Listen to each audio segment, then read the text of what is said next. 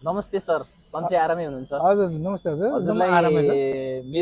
हामीले कनेक्ट हस्पिटालिटीले दिएको सर्भिसहरूमा तपाईँले चाहिँ के एउटा तपाईँको रेस्टुरेन्टमा हामीले गरेको काममा तपाईँ कतिको सेटिस्फाई हुनुहुन्छ? एउटा सानो इन्फर्मेसन भिडियो बनाउन गइरहेछौँ हामी आज। त्यसमा चाहिँ हजुरले चाहिँ एउटा सानो इन्फर्मेसन चाहिँ प्लिज दिइदिनु होला। नमस्ते, म चाहिँ कुबेर डङ्गोल चिया पल्साको ओनर, साथै मेरो पार्टनर पनि छ। स्टार्टिङकै कुरा गर्दाखेरि चाहिँ कस्तो छ भन्दाखेरिकोमा क्याफे खोल्ने एउटा प्लानिङ चाहिँ भयो मेरो। त गरिसकेपछिकोमा यो नलेज छैन कि स्टाफ चाहिँ कहाँबाट म्यानेज गर्ने, कसरी चाहिँ गर्ने भन्ने एउटा कन्फ्युजिङ चाहिँ पाटो चाहिँ थियो मेरो।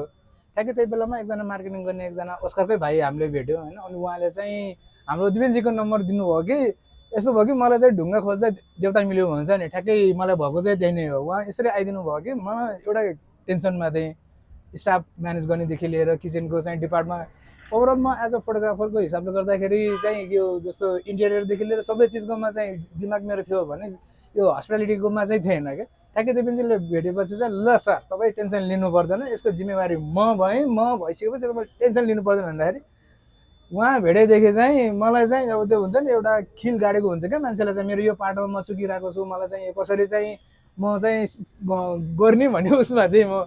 ट्याक्कै दिपेनजी भेटिसकेपछि चाहिँ कनेक्ट हस्पिटालिटी उहाँले चाहिँ आइसकेपछिकोमा चाहिँ ल सर तपाईँ टेन्सन लिनु पर्दैन, यसको जिम्मेवारी चाहिँ म भयो भनेर उहाँ आएदेखि चाहिँ मलाई एकदमै छाङ्ग एकदम टेन्सनै छैन। हेर्नु त अहिले कति राम्रो भइरहेछ अहिले। हजुरलाई सानो अर्को एउटा कुरा के सोध्न चाहिँ भने मैले जस्तो अब मार्केटिङको पार्टहरूदेखि लिएर फोटोग्राफिङको जस्तो मेनु प्लानिङको जस्तो अल ओभर बाहिरभित्रका स्टाफहरूको बाट तपाईँ कतिको सेटिस्फाई हुनुहुन्छ हाम्रो कनेक्ट हस्पिटालिटीमा जोडिएर काम गर्न पाउँदा? हजुरहरूले अरू नयाँ रेस्टुरेन्ट व्यवसाय गर्नेहरूलाई के भनिदिन चाहनुहुन्छ एकचोटि हजुरले नि भनिदिनुहोस् न सर। जस्तो कनेक्ट हस्पिटालिटीकोसँग म एज अ कनेक्ट भइसकेपछि चाहिँ एकदमै सेटिस्फाई छु।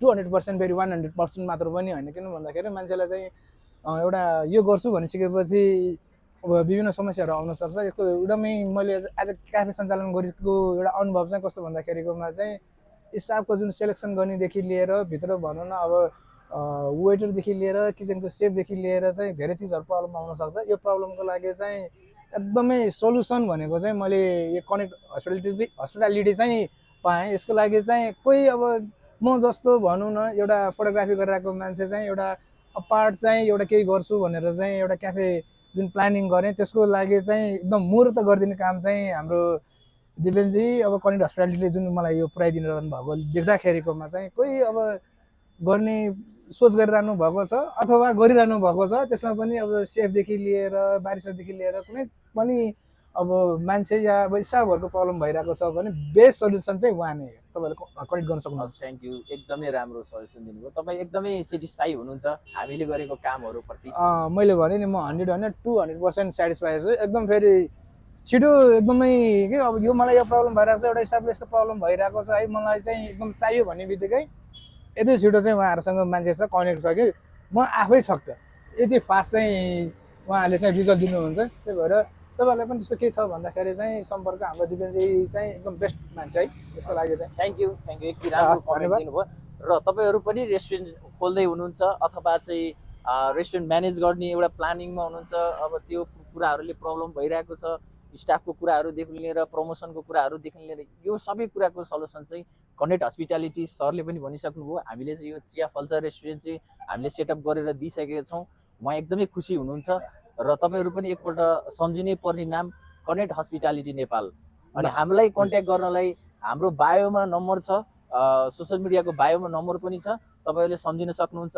हस् त, थ्याङ्क यू। हस्, तपाईँलाई धन्यवाद, धेरै धन्यवाद।